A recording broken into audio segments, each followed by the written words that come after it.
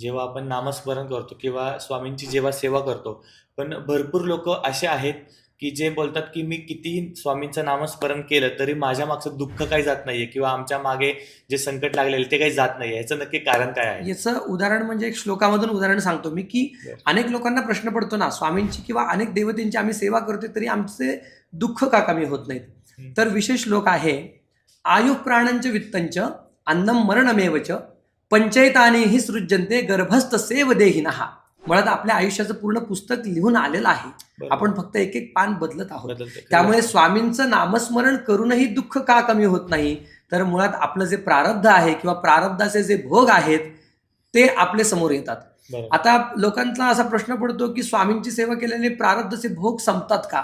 मुळात प्रारब्ध हे कोणालाच चुकलेलं नाही, परमेश्वराला सुद्धा चुकलेलं नाहीये मुळात. आणि सुख आणि दुःख म्हणजे काय, तर अनुकूल प्रसंग आणि प्रतिकूल प्रसंग.